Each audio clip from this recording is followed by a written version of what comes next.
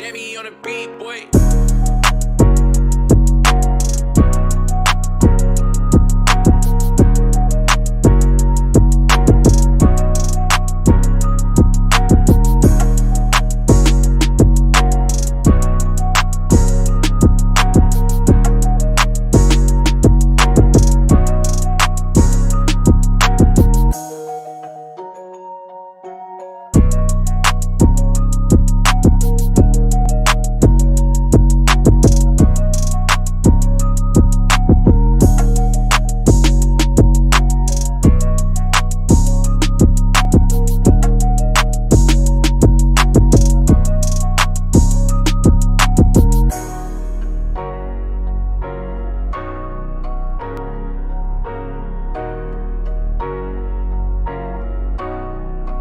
Jimmy on the beat, boy.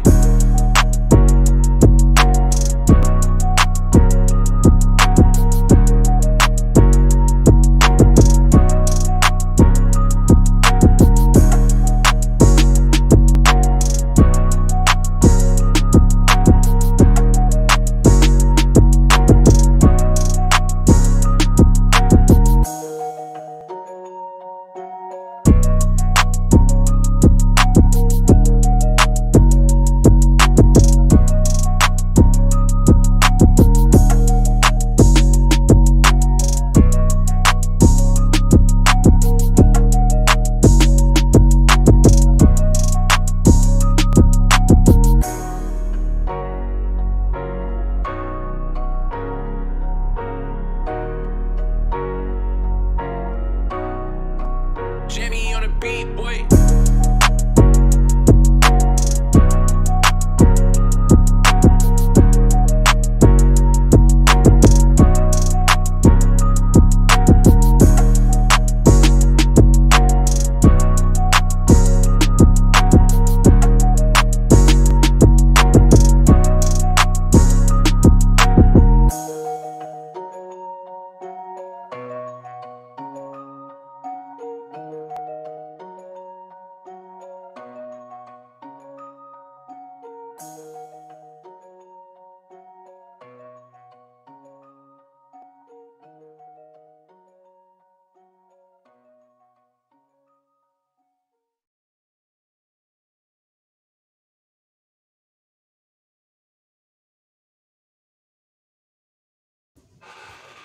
What's going on, everybody? Welcome to Double Coverage, the official NFL podcast of the Gin Sports Network. I'm John J. II here, joined with Musa.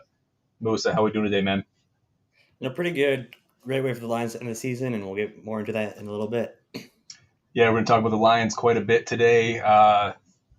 Just real quick, it was a hell of a season for the Lions. They can hang their hat on this season and really be happy about it. Just first and foremost, they got to hold their heads up high. Dan Campbell really turned this team around. I can say he did that single-handedly. He never gave up on this team. We're going to allude to that a little bit more here later on. We're going to talk about the wild card round of the NFL playoffs coming up this weekend. We got games started all the way through the weekend, Saturday, Sunday, and Monday. And it's Martin Luther King Day on Monday, so everyone's going to have the day off work. Most people will. Not everybody does, but most people will. I do myself, so I'm going to be delving into some football, and you got a hell of a game that night with the Cowboys and the Bucks in Tampa Bay. Going to be a crazy game. We got some other stuff we're going to talk about too, some other housekeeping news, things of that nature. And so let's just get right into it. Let's talk about the Broncos' big win over the Chargers. What did it take for the Broncos to really, hone in and make this happen? Why did the Broncos win this game, do you think?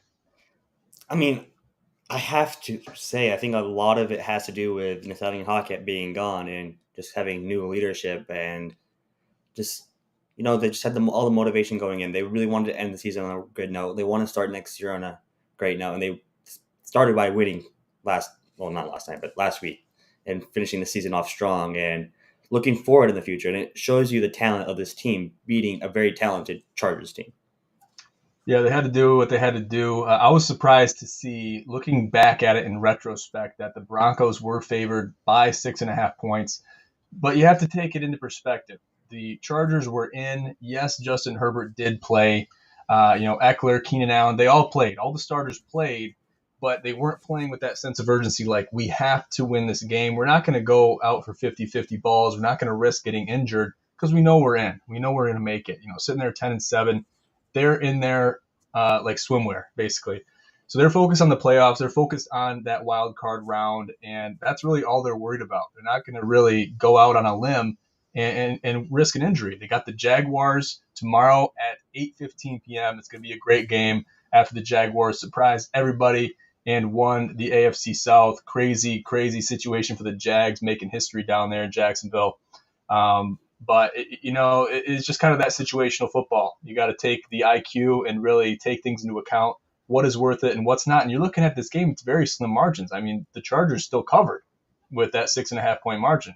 Denver won by a field goal. So looking at that, it's obviously a good cap of the season for Russell Wilson and the Broncos. And now there's talks of Sean Payton possibly weaseling his way in there after Nathaniel Hackett has departed. He has taken off. He's gone. So we can look for a Hall of Fame coach like Sean Payton to come out of retirement and say, hey, I'm ready to coach again. I'm ready to get back in the ring. The last time he coached the Saints, did a little bit of commentary. And these guys, they usually like to do that. They say they're done. I'm surprised I haven't seen Rex Ryan do that yet. And there's a number of guys that have kind of done that route. They said, okay, I'm done. I'm going to take a back seat, maybe take a little break, spend some time with the family. Now I'm going to weasel my way back into commentary because they missed the game of football, right? So what do they do next? They try to weasel their way back into that coaching scene because they miss how it feels, the excitement that they have. They miss that. They can't really replicate. Unless they're on the field coaching with the headset on, screaming at players, blood pressure's through the roof.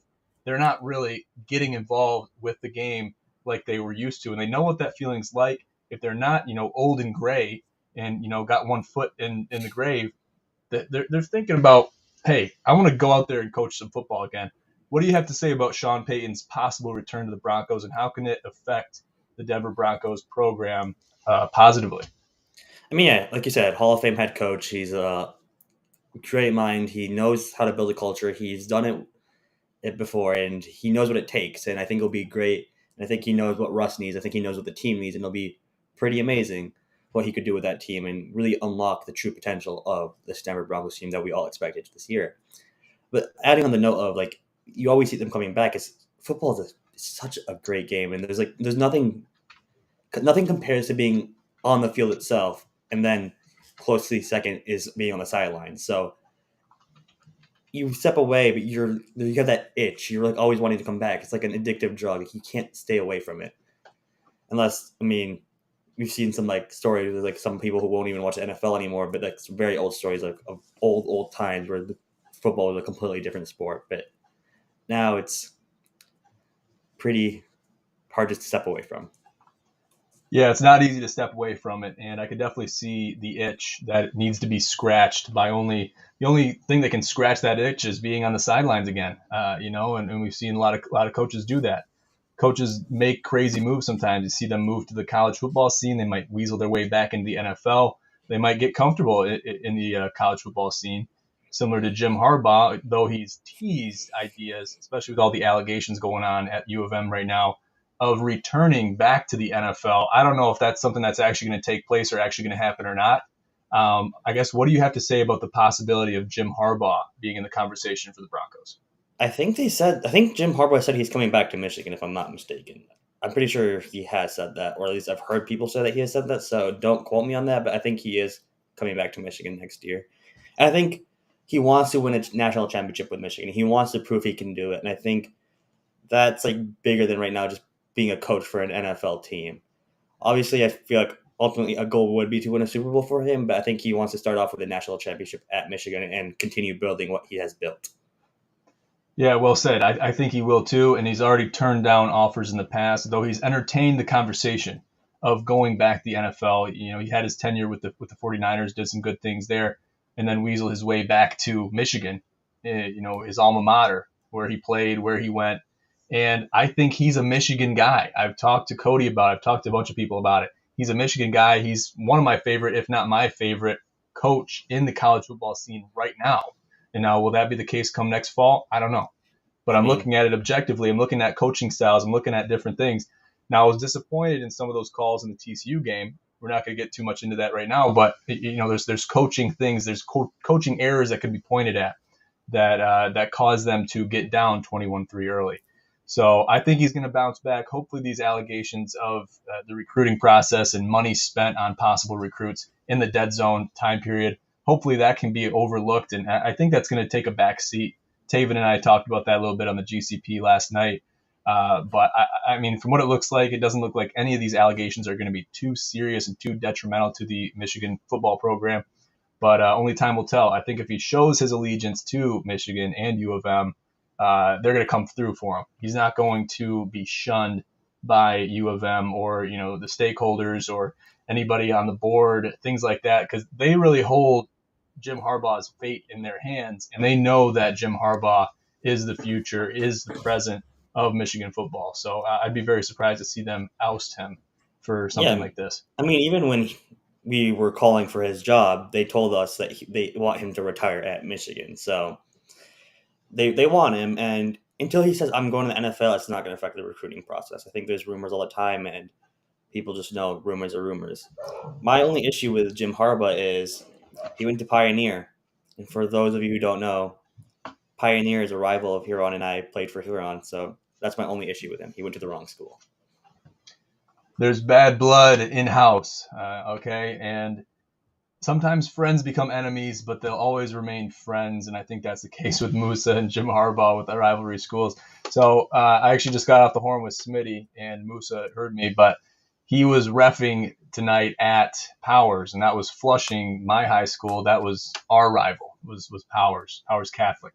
And it has been historically, and I have buddies that went to Powers, and obviously I'll always, kind of bust their balls and give them some shit because they went to the rival school, right? They showed their allegiance to the rival school, and there's that bitter hatred that is, rooted in love. A lot of times it's rooted in love, it's rooted in good spirits and good competition. But it's just to have rivalries is a great thing. I think it's great for sports. It's great for just the competitive nature of life. I think it's just a great thing. If it can be bred, and if it can be something that can build people up at the end of the day and make them better and want to be better, then rivalries are great. They need to exist.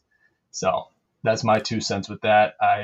Rivalries are great in NFL, in college sports, in everything. High school sports, it needs to be. It's a necessity. The highest level of competition. There's nothing if it's hard to describe if you've never experienced it, but you prepare 10 times as hard when you know a rival's coming up just because it's a rival and it's huge. There's nothing worse than losing to a rival, but there's nothing better than beating a rival. Exactly. You hit it right on the head there. Let's move on. Let's talk about the Jaguars. They make the playoffs and top their division in the AFC South. Terrible division. Abysmal. Terrible. I guess, what do you have to say about the AFC South? And, you got to, still at the end of the day, you got to give accolades to Trevor Lawrence and the Jacksonville Jaguars for getting to that spot. They're making history down there in Jacksonville, and they're doing great things. They're winning football games. They're clicking on offense. What do you have to say about that? How do they have the 4th seed? It doesn't make sense to me. This is the same team that lost 40-14 to the Detroit Lions on December 4th.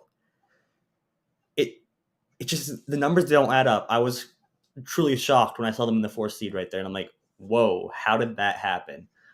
I get them topping their division, but because the division just sucks. The Texans, the Colts, who else was it? The Titans. What a shit show from the Titans the last 7 games, just losing every single game. It's been chaos, and it's been crazy to watch. Yeah, it really has. Talk about the Titans, a true crumble story. That's a story of hard knocks. Okay, you're looking at a team that lost their last 7 games. They're looking very prominent. They're looking very good early in the season, and they're expected to maybe be a top seed. And you finish the season, they're not even making the playoffs. So that's kind of, and that's the opposite story really for the Lions, because you're looking at them pretty much down at the bottom of the barrel, with the Texans as far as standings and power rankings go. And then next thing you know, they're in contention. So, yeah, as far as standings, you're correct. But as far as playing wise, completely different. So. Oh, yeah, definitely. Yeah, standings, and playing situations and playing methods. It's night and day compared to the Titans and the Lions. There, we'll get into that in a little bit. Let's talk about the garage sale quarterback Baker Mayfield, or like how I like to. I got to call him Cleveland's clown, as his old nickname stands historically with GSN and Jin all together. He is now Los Angeles's clown. I mean, And the I Lions don't think I clown. could be more, especially if you're a Lions fan, okay? If you're a Lions fan, you can't be more disappointed with anybody else than Baker Mayfield. Yes, at the end of the day, you have to blame yourself. There's some close games you should have won. Going back to the first game of the season against the Eagles, that was a deciding game. Every game came down to that. Getting shut out by the Patriots, that's a deciding game. Losing to the Seahawks, which wound up making it instead of us, and they're playing the 49ers in the wild card game instead of us. Could have beat them. That was a close game, too. It was a 3-point game. I guess, what do you have to speak on as far as Baker Mayfield is concerned and the fashion that he lost that game to the Seahawks? What do you have to say about Baker? Just to start off, yes, the Lions decided their own fate, but we were counting on Baker. It's as much as he's played pretty well with the LA Rams, he fumbled it in the end, and it's just so much fun to clown on him because he really is a clown. Like, you don't know if he's going to come out playing like freaking Tom Brady or he's going to come out playing like garbage garage sale quarterback Baker Mayfield. It's such an unknown, and they led that whole game. They had me convinced, and then they lose in overtime. Shouldn't have gone to overtime. Baker throws a pick in overtime. It was just not great. It wasn't good. And him being from Ohio, us Michiganders hating Ohio, makes it all that, well, playing for Cleveland, which is in Ohio, it makes it so much easier for us to hate on him and clown on him. Yeah, it makes it a lot easier for us Michiganders to hate somebody that played for the Cleveland Browns. They were historically right there at the bottom of the barrel with the Lions for the longest time. Baker brought some breaths of fresh air, but at the end of the day, he brought back a lot of that old Cleveland Brown mentality as far as losing games, blowing games that should not have been blown. And it is really, really kind of becoming an embarrassment. He wanted to be the exception to the rule. We've seen Johnny Football go there. We had high hopes for him back in the day. He wound up crumbling under pressure and really walked away from football and had to for something completely unrelated to football, which we won't delve into here. But there's an omen, I think, with the Cleveland Browns. And I don't know you look at Deshaun Watson. The list goes on with sob stories for the Cleveland Browns, and Baker Mayfield is an addition to that. The insult to injury is that he's a Heisman winner. Okay, coming out of Oklahoma, doing great things, and we didn't expect that with Baker, and especially seeing him come to LA initially and play some good football, do a lot of good things in LA. We didn't expect him to make these types of errors. Now, obviously, we have to give him some benefit here, benefit of the doubt. He was given a bad hand in the game of poker, which is playing as a quarterback in the NFL. He didn't have all the cards on his side. He didn't have the pocket aces, as we'll say. Yeah. So we got to give him a little bit of slack, but in that fashion, how he lost that game, it's inexcusable. And I think, obviously he's not playing expecting, to get all this hate from Lions fans and people expecting the Lions to win and looking at playoff predictions and the stakes are so high. He's not thinking about that. He's not thinking about bets covering nothing, none of that. So at the end of the day, we're kind of preaching to the choir in a lot of ways. But just as a season ender, a season cap, you want to be able to win those season cap games, especially if you're not making the playoffs. You're probably going to be there for a little bit. And, especially looking at Matthew Stafford, his future is unknown right now. So, you could be the guy come next year. Yeah, we were talking about that. Like, is Baker the future for the Rams? Did Sean McVay unlock this skill in Baker that we've seen sometimes? We've seen the hints of this skill, like this talent, this hope. And then he goes and does that, and it's like, oh, nope, same old Baker. Yep, reverts back to the mean yet again. And that brings us to the Lions. So we'll talk about how they gifted Seattle a playoff spot by owning Aaron Rodgers. Crazy game. I was so blessed to be able to watch that game in its entirety. and just to watch everything from from their defender picking up the punt before it was snapped to one of their other players pushing a trainer. I mean, you talk about the compounding errors that are so fixable. I mean, Matt LaFleur was having a cow on the sidelines. They were putting the camera on him quite a bit, and he's throwing f-bombs out there like he was giving out candy on Halloween. And I mean, he was just so disappointed in his team. And I can't even imagine, especially if this was the final dance for Aaron Rodgers, I can't imagine how those players could make it up to him, especially if that was his last game. And they need to make that, they need to get that win in Lambeau, classic Lambeau conditions. It's cold, it's windy, to get to the playoffs. And you lose that game against the Lions. I mean, from a Packers standpoint, you got to be irate with that. Losing to the Lions twice in the same season. I can't even remember the last time that's happened. I didn't even predict that. I predicted them to lose in the beginning of the year. You expect them to lose twice? No, I expected them to win at home. Actually, Okay. I might have had them, just trying to be realistic, I might have had them losing twice before the season started. They're still making the playoffs, but I might have given it split. I gave the Bears split, so that's for sure, in the beginning of the year before we played any games.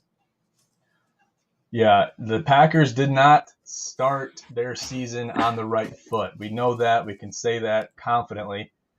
But they did make that back nine push, and we expected to see the back nine Green Bay Packers, and we did see that.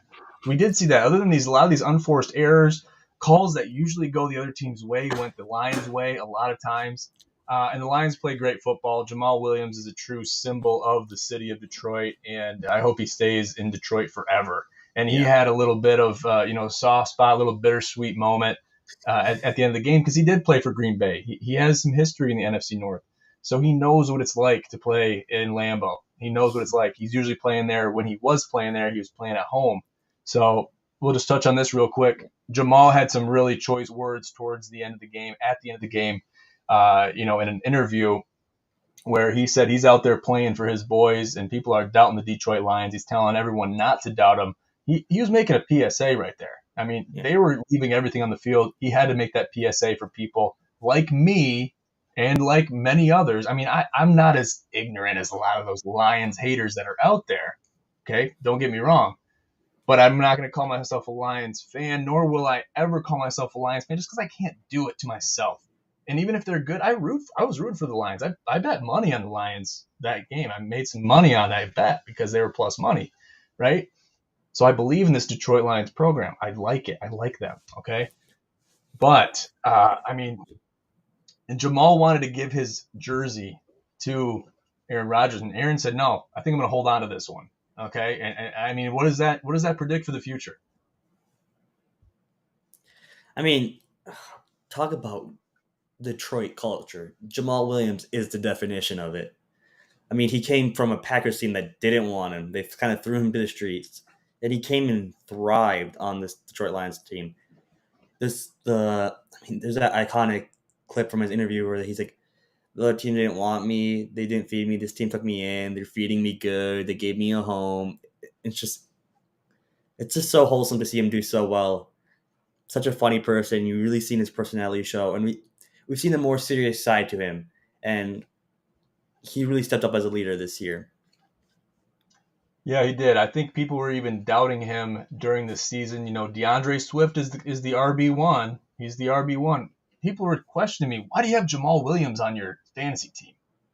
Okay, I think I had him in that game against the Seahawks, and he went off that game. He gave me like 30, 40 points in fantasy. And I'm like, that's why I have Jamal Williams on my team. Okay, because he puts points on the board. If he's on the field, it's to score touchdowns. Okay? A lot of people can't get that through their thick skulls. They can't get that through their thick skull. And he is a great RB2. I mean, he's very interchangeable with DeAndre Swift.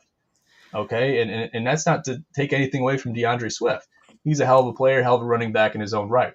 Yeah, that has to be respected. But Jamal is a great backup, giving DeAndre a couple breaths here and there. When DeAndre was injured, who's the RB1? Jamal Williams. Okay? So that can't be undermined. That has to be focused on. Two very different running backs. Very different, completely different roles. Like, you're on the 2-yard line, Jamal Williams is RB1. Swift is not that downhill power guy, but that's what Jamal Williams is, and that's why they complement each other so well. You're backed up on your 20. You call a play for DeAndre Swift and get him out in open field, and he takes off. That's his specialty. Jamal Williams, right through linemen, right through linebackers. He is downhill, strong, powerful, and that's the type of running back he is. 100%. They're like you hit it right in the head. They're different running backs with different playing styles, and they're always going to be that way. And that's going to be a serious weapon to a lot of these, against a lot of these defenses that might be scrambling, especially if you go no huddle. You get a couple guys out there that, you run some hammer and nail plays. That's going to be some serious yardage potential. I mean, you're looking at big yards on the ground, and then you still have the threat through the air. The Lions are on the up and up. I mean, I can confidently say that after what I saw this season, how they came back, how they were resilient. I mean, you can't count this team out. And that's something I couldn't say about the Lions really for my entire life. And it's something I'm saying now. And I mean, Yeah, it's crazy that I'm saying that. Really, it really is, because I can't believe it. Really, I can't believe it. I mean, what was wild. the turning point? What was the catalyst, Musa? What was the catalyst for the Lions to say, hey, we're going to turn this thing around? We're 1-6. We're going to turn this thing around. We're not going to give up. We're not going to throw the towel in. We're gonna keep going. And to finish out the season like they did, yeah, they had a couple bad losses here and there. They lost to Carolina, lost a close one to Seattle, and they also lost a close one to Buffalo on Thanksgiving. But we're not going to hang our hats on it. What changed this Lions team? Dan Campbell, grit, the culture he built. Matt Patricia's Lions 1-6. Guess what? They're taking the whole rest of the season. They're not winning another game. They're not fighting. And we saw that even last year. 0 wins, and they kept fighting and fighting. They were fighting for wins. They never gave up. They were hungry. This team's hungry. They see the potential. They believe in themselves. I think that's the biggest thing. They believe they can win. They believe they're one of the best teams in the NFL. They believe here in a year or two they could be playing for a Super Bowl. They genuinely believe that because of Dan Campbell, and it is the case. They have so much talent. And it's going to be such an exciting few years, exciting legacy that Dan Campbell is building in Detroit. Yeah, we're witnessing it happen firsthand, and I think you hit it right on the head again. You hit it on the head again. You're on point tonight, Musa. Dan Campbell is the catalyst, but the reason Dan Campbell is the catalyst is because he's bringing the culture. We've talked about this on previous shows. He's bringing the culture of Detroit. He played in Detroit. He knows what it's like. That's technically his alma mater in the NFL. If you're looking at it like that. He has a special connection to the people in Detroit. A special connection to the Detroit Lions franchise as a whole. He knows what it's like to play for Detroit, and he probably didn't have that kind of hope back when he was playing. We're talking about the Joey Harrington era. Okay, he didn't have that type of mentality, and he wanted to breed that. He's like, I want to bring something to Detroit, and that's something that he promised in his first press conference when he got hired. This is what I'm going to bring to Detroit. This is the kind of mentality I'm going to bring. And this is how we're going to play football. And this is how we're going to conduct ourselves on and off the field. And he stuck true to that mentality, even when the going got tough. And that's where I have the most respect. I think we also have to credit the owners. Even when they were 1-6, you see them coming out saying, we still support them. We're still giving them full reins of this franchise. We believe in the process. We believe it takes time. We see the potential and we see the direction we're heading. The owners never gave up on Dan Campbell, which allowed him to do his job. Exactly. I'm excited to see what he's capable of going into next season. And I think I can confidently say, now, we don't want to take 3 steps forward and 10 steps back. We want to keep going forward. We being the Lions. Okay. I'm in Michigan. I'm going to be watching the Lions consistently. If I don't call myself a diehard Lions fan, maybe I can kind of come around a little bit. Maybe I'll be a little bit of a Lions fan. Okay. But I don't want to be a bandwagoner. So I don't want to say that. That's the last thing. That's the last word in my dictionary is bandwagon. Don't want to be wrapped up in all that. Okay? Let's make that clear real quick. Because people are going to be running these shows back. Trust me, people do that. I don't want that, but at the same time, I'm going to support the Lions every chance I get. Okay? I'm going to be there. I'm going to be watching Dan Campbell. I'm going to be watching this team grow. And hats off to the Lions fans that stuck true to this Lions team. Even when the going got tough, they didn't throw the towel in. They said, hey, we're going to be resilient, and they're probably the most resilient people on this earth is the people that supported the Lions, even when the Joey Harrington 0-16 era, okay, or the John Kitna era of 0-16. Excuse me. I So think I think I can confidently say they won't be the first team to be 0-17. I don't think they'll ever be 0-17 or 18 is it now? Texans were damn close. They were damn close. They had one win, they squeaked out, and they had that tie against the Colts in the first game of the year. We Not need too a. good. Lovie Smith is out of there. The I, Texans, you don't I want to be just them right now. I just want to touch on the Packers game real quick because Yeah, I yeah. didn't get too much to say on that. You talk about them shoving the trainer. That allowed Detroit to score a touchdown. You don't get ejected. You don't get that penalty. We're looking at a 16-16 game, giving the Packers a potential to win that game. And I think that's you say it's Matt LaFleur's team, but I really think this is an Aaron Rodgers team. I think they let Aaron Rodgers take control because that's what he wanted, and we saw what happened. We saw what came out of it. So I don't want to. I don't think we can fully blame Matt LaFleur. Say it's a Matt LaFleur team. I feel like it's more of an Aaron Rodgers team, and that was a big issue. And that's one of their downfalls recently is they gave Aaron Rodgers too much control. I think you're right. I think Aaron Rodgers could have done more. And yes, but see, that's where you go back to the grandfathers of the NFL. You talk about Aaron Rodgers, who is immediately comes after that? Tom Brady. Okay, we're talking about two guys from the same era, similar age groups, had their come ups in a similar era of football. NFL was in a lot more different spot back then when they got their beginnings compared to where it is now. It's a different game. Let's just be honest. Yeah. Tom Brady is on his team's ass all the time. If they're doing something wrong, whether it's a lineman, whether it's a DB, whether it's a defensive lineman, anybody, he's on their ass about it. Okay, Yeah, he's and going to hold these guys accountable. I think they saw that and they think, oh, and Aaron Rodgers wants this, so they saw it work with Tom Brady, so they figured, why wouldn't it work with Aaron Rodgers? But two very different people. Two very different people, two very different results. One team's in the playoffs, the other team is not. That's something I'm very excited to see. Let's jump into the playoff outlook. The AFC, the Chiefs have the first round bye, and in the NFC, the Eagles have the first round bye sitting there as the one seeds. We're not going to get into every one of these games, but the Seahawks are going to face the 49ers tomorrow at 4:30, the Chargers and the Jags tomorrow at 8:15, Dolphins and the Bills at 1 o'clock on Sunday, prime time. The Giants will face the Vikings at 4:30 on the 15th this Sunday. The Ravens and the Bengals will face off. Lamar Jackson is not playing. He confirmed today.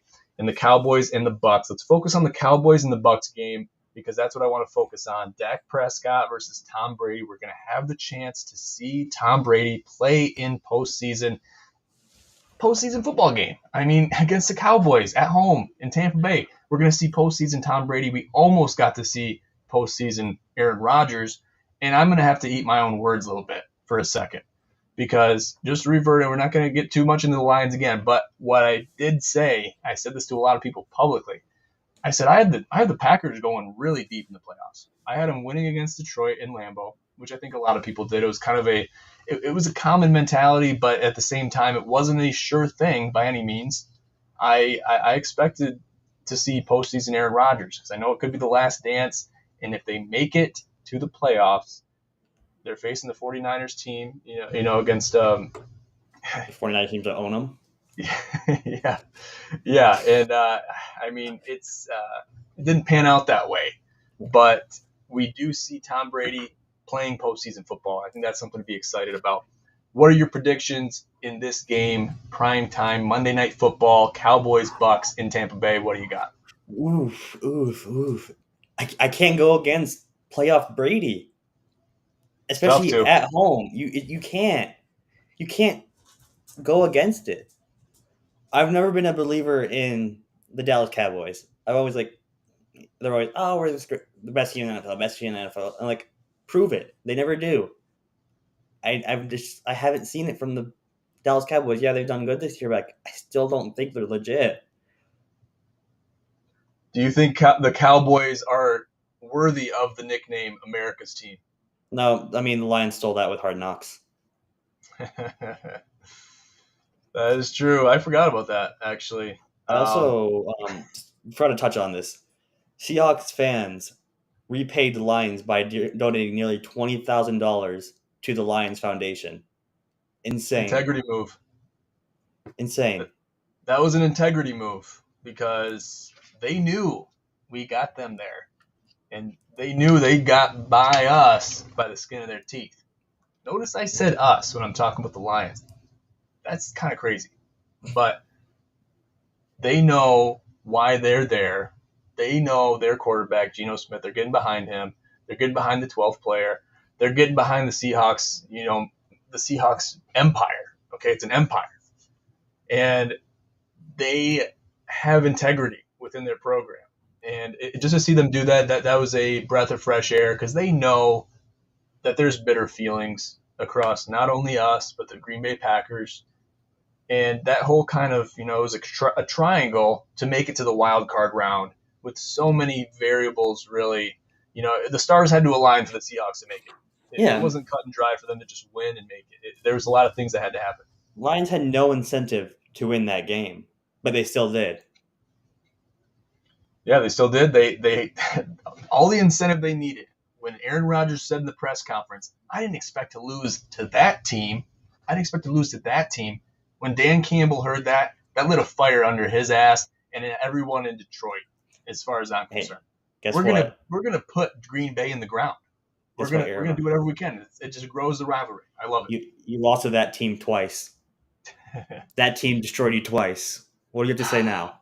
Just imagine if Aaron Rodgers retires, the Lions can say we made Rodgers retire. Oh, I don't think he will, but I don't think he will after that. You can't. You can't. He'll be back. He'll be back. He will. Maybe on another team. Maybe on another team. We'll see. We're excited about the playoffs here at GSN. We're very excited about this. We're going to have some bets go out. We're going to put them out on the Bet with Gin IG going into this weekend, so make sure to follow that. And, we're really excited for playoff football in the NFL after the abysmal performance that we saw in the college football playoff championship game between TCU and Georgia. It was not a championship game that we expected to see. I guess, Musa, before we sign off, what do you have to say about the championship game in college football? Oh, I thought Georgia would bounce back. I did. I didn't think it would be that bad. I really did. TCU? Yeah, I knew they would beat TCU. I was thinking maybe 40-24, something like that. Yeah. Nope. I think TCU were coming off such a high off Michigan. They made it this far, got in their heads. Georgia had a vengeance, and it was bigger than I expected. Yeah, they played with a vengeance, and they really showed it on the field Monday night, this past Monday, and it was terrible because a lot of people were pulling for TCU. I was pulling for TCU. Smitty was pulling for TCU. A lot of people were. It was a Cinderella story. We love to see the Cinderella stories come true if they can, right? If they can, then make it come true. It got so close. And I think Michigan fans especially wanted to see TCU win because they said, hey, we're going to lose the team that's going to make it, going to go forward. And, they lost their Big 12 championship game. Then win it all. Just go and win it all, right? Perfectly. And I think it was just not a good game. It was not a good game of football. I think the whole thing is like Michigan knows they could have beaten TCU, and if TCU goes and wins it all, I think it would be a little bit like a consolation prize. Like, hey, we knew we could have won. We knew we could have beaten Georgia. We just had to handle business. A little painful, but I think it would have been like a good confidence boost going into next year. Right. Either way, Michigan and the Wolverines have a lot to hold their heads up high about, and hopefully Harbaugh comes back. I really hope he does, and we'll see the Wolverines again next year in full strength. No doubt. Good deal. Let's do closing statements. Anything final you want to say to the people out there before we get into NFL playoffs? It's the fun time of football is here. The whole year we wait for this moment, so it's going to be an exciting one. Yes, it is. Fantasy is over. All your teams have been squandered. I'm talking to the masses right now. Everyone's teams. Hopefully, you won your fantasy league. But if you didn't, hold your head up high because there's always next year. Draft everyone from the Lions. Get deep into college or into NFL playoffs. Into the NFL playoffs. It's going to be a ride. We're going to see teams win that we didn't expect to win. We're going to see some upsets. It's going to be like March Madness in a lot of ways. I mean, you're looking at the playoffs. Look at this structure right here. Okay, 2, 4, 6. You got 12 teams plus the 2 bye teams that are on bye. You got 14 teams. This is to the College Football Playoff Committee. Take notes. Take notes. Okay. I know they're up in the air about the structure they want to do their playoffs in going forward into 2023 and 24. Take notes on this because there's some notes that can be taken, and you're going to have some extra games, but so what? Okay, so what? It adds a game to the season. They People are like gonna love money. The NFL loves money. It's good for the fans, good for the viewers, it's good for the NFL. They get more money, they get more football. It's a win-win-win. that. Right. Players get more money too. And NCAA loves money too. They might love it even more than the NFL. I mean, they haven't let players do NIL deals, and for how long were players playing basically for free, making colleges millions? That's true. They do have NIL nowadays, though, and they have a lot of liberty with that, which might cause players, not only in basketball, but also football, to stay at the college level for a couple extra years and maybe even graduate because they can cash in on the NIL money. A lot of these guys want to get to the NFL. They want to get to the league. They want to get to the NBA. I want to make it to the league. I want to be, making that big money, those boku bucks. And I don't know. I think they got to take their time a little bit with it and finish their degree, finish out strong at your college, and be able to have something to look back at, be proud of. Because sports aren't forever. You're not going to be – not all – some of you might be playing for a long time. It might be set off your sports, but a lot of them aren't going to be. So they really do need that degree that they were studying, and as long they're getting paid and they can stay the next year and actually get the money to support themselves but also finish their degrees, it's great. They don't need to rush to get that big check. It's true. It's true. Very true. Wise words there from Musa, and I'm right behind him. So we'll leave it at that, guys. Make sure to check us out on social media. All our link tree is in the bottom of the podcast in the description. Make sure to check us out on Twitter. Musa and myself, both of our handles are in the description of this podcast. And check out the video on YouTube. All these podcasts and videos can be watched again and again on our YouTube channel. And it's at Gym Pros on YouTube. Make sure to find that. You can find that in the link tree as well. Make sure to go to our website to find all articles, IG posts, and all of our content related to Gin and GSN. And check it out. Delve into it. Contact us. Get a hold of us. Give us suggestions, comments, controversy. We love every bit of it. And we'll see you on there. But for now, I want to thank everybody for joining us on Double Coverage, the premier NFL podcast of Gin Sports and the Gin Sports Network. Thank you so much for joining us, and get right involved with NFL playoffs. We're very excited over here at GSN. But for now, I got to say goodbye. My name's John J. II here with Musa. Have a great weekend. Have a great night, and we'll talk soon. See ya.